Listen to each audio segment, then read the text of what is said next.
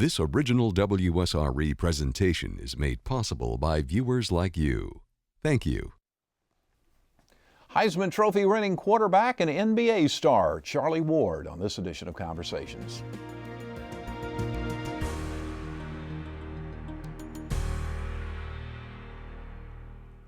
Charlie Ward holds many distinctions in his illustrious athletic career. He led the Florida State Seminoles to their first national championship in 1993. Along the way, he collected numerous awards, including the Heisman Trophy. On the professional level, it was basketball where he would excel. Ward played in the NBA for over a decade, most of that time spent with the New York Knicks. Charlie's leadership has always been apparent, so it makes sense that he would end up coaching. He spent a couple of years as an assistant coach in the NBA, but Ward's real calling seems to be coaching and molding young athletes. Most recently, he served as head football coach at Westbury Christian School in Houston, Texas. But given his success in the Sunshine State, it would only seem natural that he would return.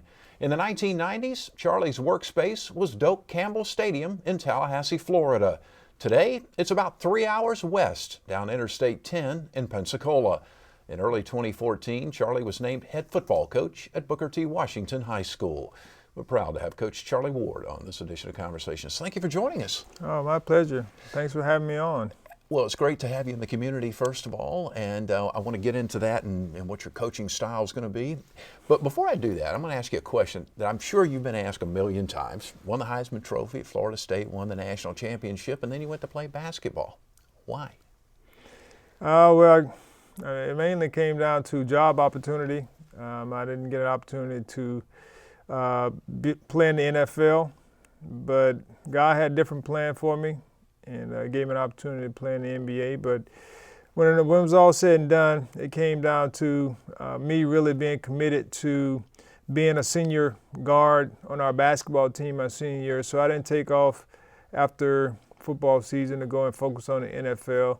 And I wanted to keep all my options open. So with that being said, the NFL made a decision that I wasn't going to be able to, that I wasn't committed 100% to the NFL. So they chose to go a different route, which that was part of God's plan for my life. A lot of people may not know, weren't you also drafted by a baseball team as well?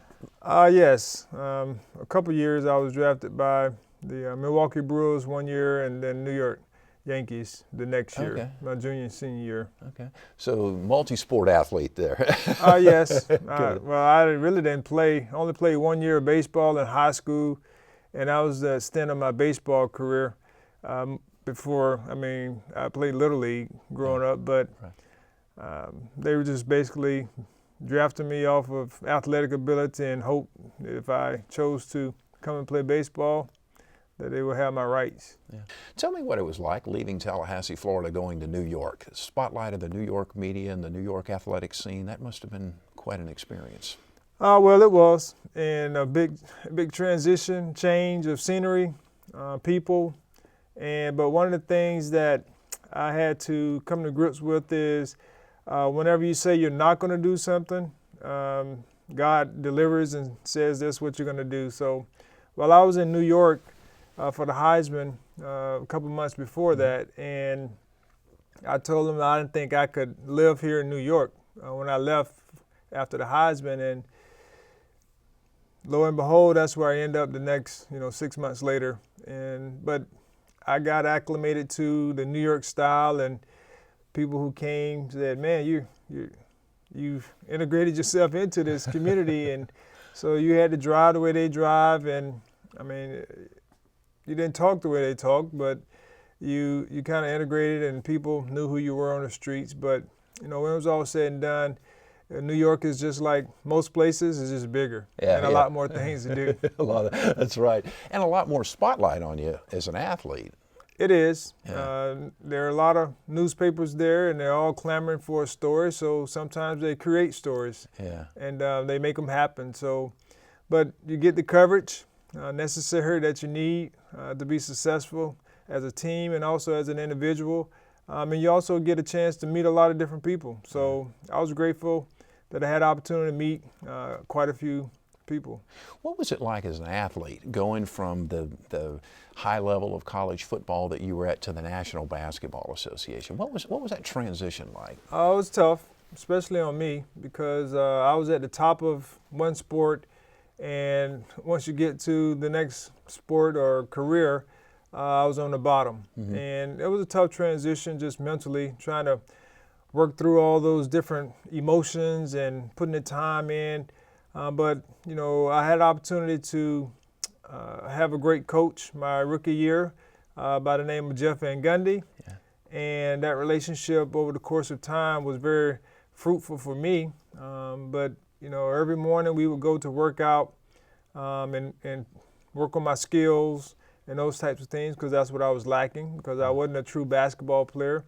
We worked diligently on that part. And also my counterpart who was working out with me is Monty Williams, who's now the New Orleans Pelicans coach. So, you know, all those relationships that 1 year can be fruitful at some point in time, or has been fruitful.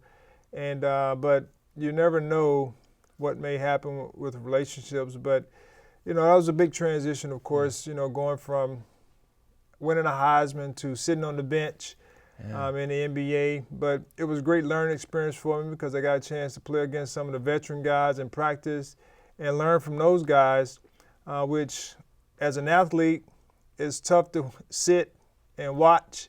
But I do know that I learned a lot from, you know, Derek Harper and Doc Rivers and Greg Anthony and those guys. So it was fruitful, again, to be able to sit and watch some very good veterans. What was the biggest change going from college basketball to the NBA? I always hear people talk about in football it's so much faster and whatnot. What was it like from the basketball perspective? Well, it's the same. I mean, it's all about speed, and most of the times you're still learning that part of it. You may know. Right. You may have been in that type of competition in college, but when it's all said and done, I mean, those guys have been going at it quite a bit, and the speed of the game is a lot faster, and everything has your thought process, your actions, everything has to pick up. Yeah. So that was something I had to learn. And having Coach Riley, Pat Riley as a coach, just teaching you about treating your body right and being in shape, those types of things were very, very important as well. So, you know, speed of the game is one aspect, but also being on your own. You got to pay your own bills. You got to do all the things on your own now, because that's your job. It's a job. So that's another transition that you have to work through. But they do a great job of helping you work through that process. Yeah, interesting. Well, take me back at Florida State University. What was it like playing for Bobby Bowden? He's been on this show. Great guy. Spoke highly of you, obviously. What was it like playing for him?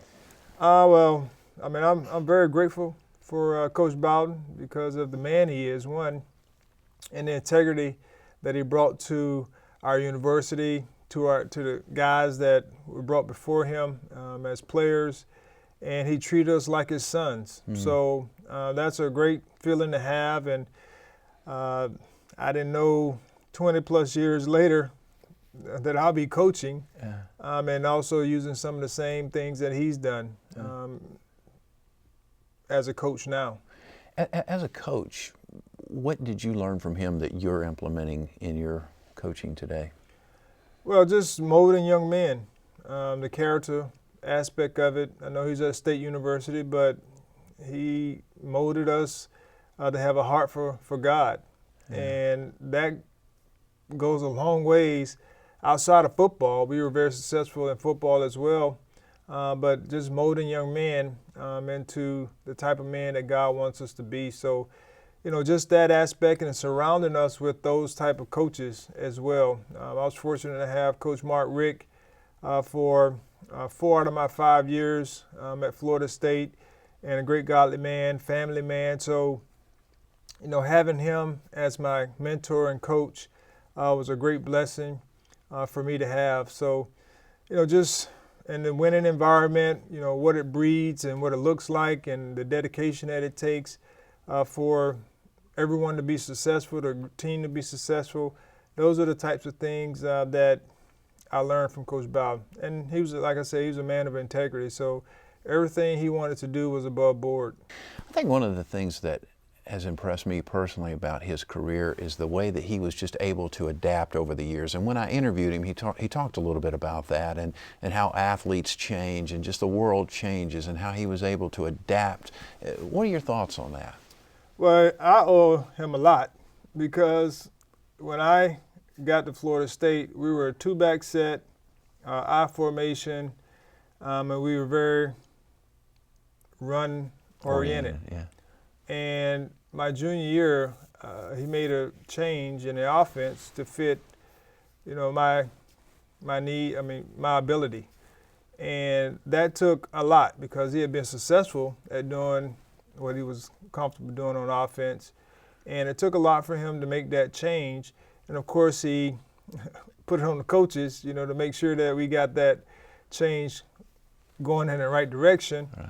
And it wasn't favorable, didn't look favorable my first year as a starter, my junior year, because I threw like 8 interceptions in the first game. So I heard later on that he told they needed to get it corrected, if we were going to make this, make it happen. So fortunate for us, we were able to turn it around. But, that type of sacrifice, that type of attitude carried over to our team. And that's what teams are about. So sometimes, we look at the players having to sacrifice, but sometimes the coaches have to sacrifice the things that they want for the betterment of the team as well. As I think about you playing on those teams, particularly that national championship team, obviously there must have been a lot of pressure. Was there more pressure at the college level, at where you were at that college level, or in the NBA? Well, if you're in competitive sports, you can be playing peewee ball or whatever it may be. There's always going to be competitive side and the pressure to be successful.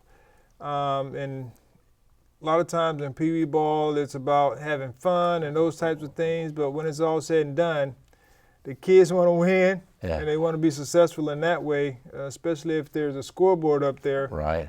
They want to be on the winning side of that deal. So I think it's just pressure is going to be everywhere, and you have to perform and prepare.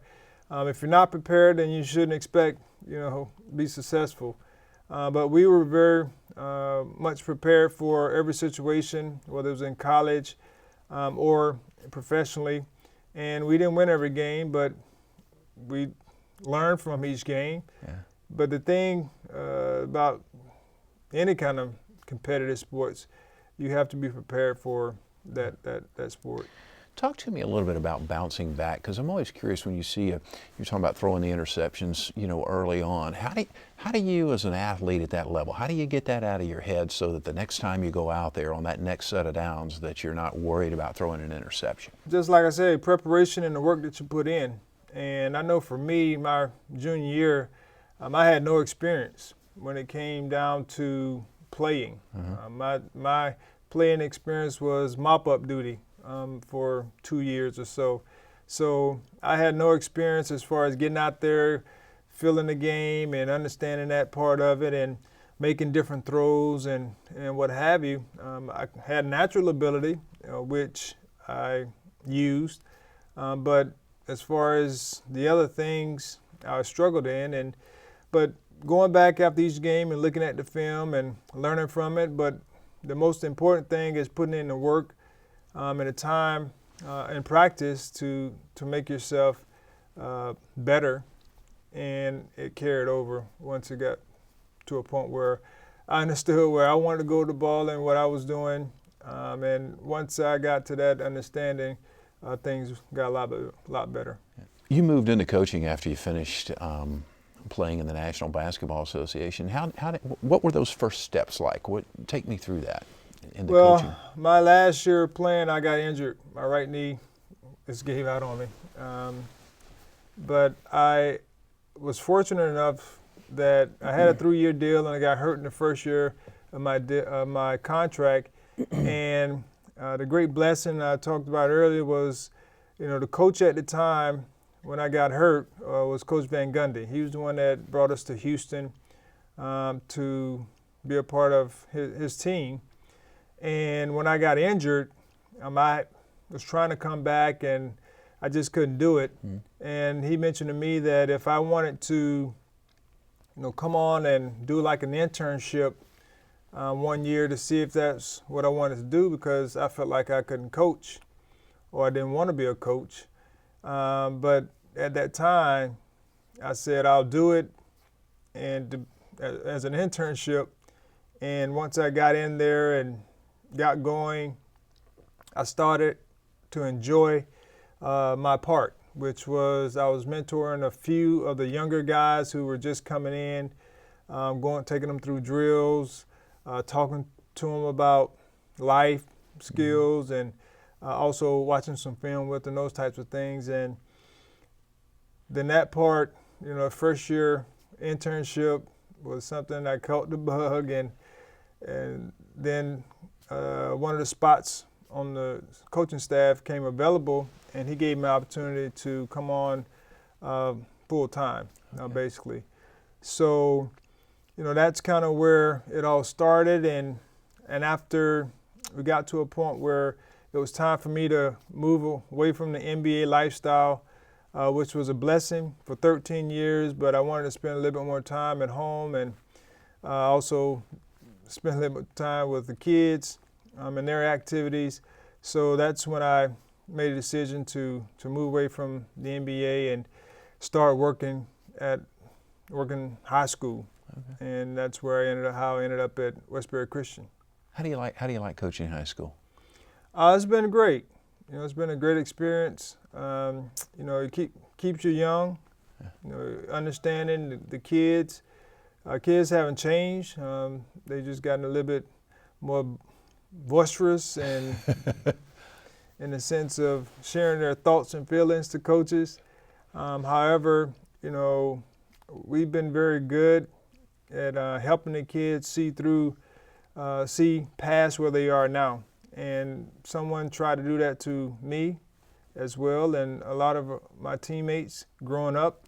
But of course, as teenagers, we can only see who are right in front of us. Yeah. So our goal is to help them to see that what they're doing today can have an impact on them in the future. So we're working very hard to make sure that they are making good choices, and those good choices just don't happen just on the football field, but they happen in the classroom.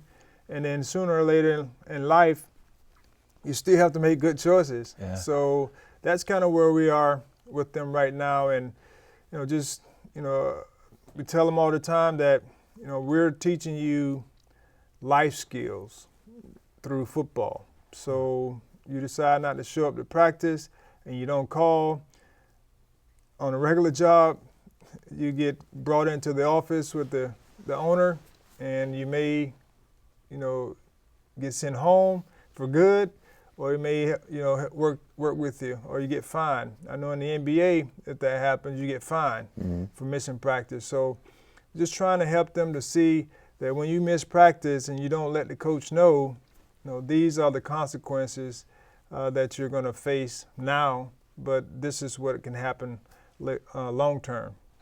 Somebody told me, and this is just anecdotal, so I don't know how true it is, but somebody told me that you are a big proponent of teammates, not only being teammates on the football field, but being teammates in the classroom. Is that true? Yeah, that's one of the goals. A lot of times we're competitive, when it comes to competing against someone else, right, whether it's the opponent. We're competitive when we have 2 or 3 guys going for a spot. But a lot of times we don't compete academically, and we're trying to put things in place now at Booker T. Washington where we can compete academically in groups and those types of things, so the kids can start to have some appreciation for what it takes to work in the classroom, and they're part of a team, so they don't want to let their teammates down. So we're working very hard to put that in place, and I think it's important because kids need to be able to work in the classroom as well, and be a part of a group that, in the end, there's a reward. Absolutely. What's your number one goal for your new job here at Washington High School? Of course, is to be successful. Right. Win a state championship, But more importantly, when it's all said and done, the wins will come. But when it's all said and done, what kind of legacy can we leave with the kids, and what kind of legacy can the kids leave behind once they leave to go on to college or wherever they may go? And that's the main goal that we're trying to accomplish, is leaving a legacy. I know when I go back to Florida State, they're living in luxury. However, I know that I was a part of that building process. So that's where we are at Washington. We're looking to do some different things as far as the stadium and new facilities and those types of things. Right now we don't have that. So the kids that are there currently are going to be leaving a legacy building towards what they have at Florida State right now that we were a part of. So that's the same thing everywhere I go. It's been, my motto is, let's leave a legacy when we leave. Yeah, leave it better than you found it. Right. Yeah. What advice do you have for parents of young athletes? Well, be parents. One, a lot of times parents try to be parents and coaches, and also, allow their sons to, or daughters or whomever, to not concentrate and focus on one sport. Right now we're getting into this phenomenon of allowing or wanting our kids to play one sport and focus on that. And there will come a time, as I talk to parents and kids all the time, if you're fortunate enough to be able to go to college, that'll be the only sport you play, more than likely. Right. And that'll be, you'll devote all of your time to that sport. But while you're in high school, middle school, those are the years that you should be exploring different opportunities. And I'm not saying you play 3 or 4 sports, but at least 2, to where you can get some work on just different things and different sports. And the kids can also have some time off. You can spend the majority of your time in whatever sport you want to focus on, but there should be at least 20% of your time spent on another sport of choice, and enjoy doing both of them. Yeah. But of course, academics is a part of that as well. But parents just have to be cognizant of the fact that their kids are kids. And when you start, I tell them all the time, when you start focusing on one sport, now you made that a business. That's what happens when you have a job. You focus on that whatever that job is. But when they're a kid, they need to have multiple opportunities to be a kid. Yeah, that's some great advice.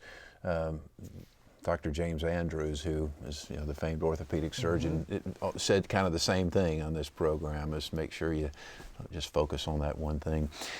Let me ask you a question about, you mentioned Florida State, Jameis Winston, obviously a great deal of success and stuff. What advice, and maybe you are giving him advice, I don't know, but what advice do you give him? Because he's definitely in the spotlight. I mean, Heisman Trophy winner, national championship, a lot of pressure on him. Gotten to know him quite well over the year. So I actually got a chance to talk with him before, after he had committed to Florida State. We were on USA football team, and I got a chance to talk with him during that time. So before he got to Florida State, then we picked it up again once he started in the spring. I got a chance to talk with him a little bit.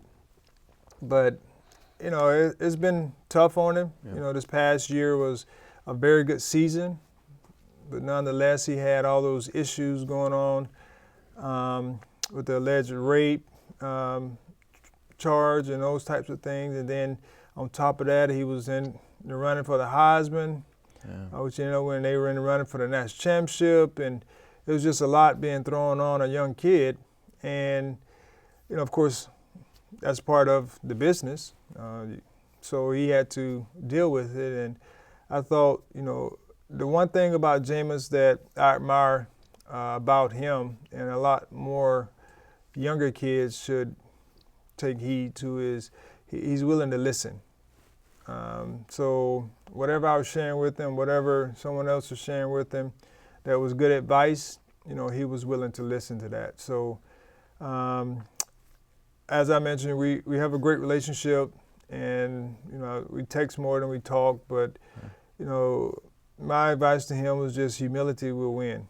Yeah. Humility is going to win out, regardless of what happens. If you humble, people may not like you, but your ultimate goal is to please God, and humility is going to win out in the end. So he did a great job, I thought, during that trial period where he was going through the Heisman, through that rape, the rape charges, and the national championship. I mean, there was a lot going on during that time, and now the spring he's playing baseball, and then he has an issue with the public still. So just a whole lot he's experiencing. But just like anything else in life, when we look back, we're going to say that was part of my plan. Mm-hmm.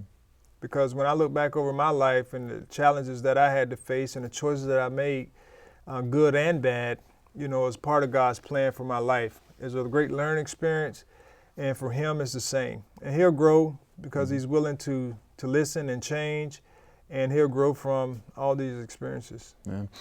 You think Florida State can repeat? They have a chance. I mean, they have all the pieces. The key component is the quarterback. Yeah. So if he stays healthy, and they have all the pieces around him to make that part happen, and they have another chance for sure. So I want to touch on something. Your wife and you adopted a young son. Tell me that story real quick. Yes, Joshua. We were in the process of watching the Haiti earthquake. And during that time, my wife was reading the book, the Dungy book. Tony Dungy book. And, he's adopted. He has like 7 kids now, but at that time, I think he had 4. Yeah. And that whole experience of adoption came on our hearts because we had talked about when we were around 39 or 40, we were going to think about having another child. Unfortunately, we're not able to do that. But we wanted to add another child to our family, and we were blessed to be able to make that happen. What a pleasure to meet you. Oh, thanks, Jeff, for having me. You bet, and welcome to the Northwest Florida community, and I know everyone's excited to have you in the area, and we're excited to let you get on the football field in the fall. All right, thanks. Thank you to Charlie Ward. Thank you for watching. I'm Jeff Weeks. Take care.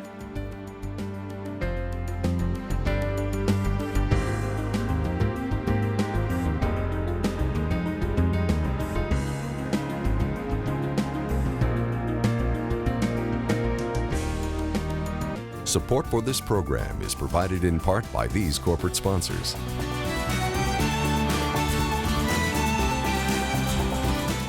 And by viewers like you.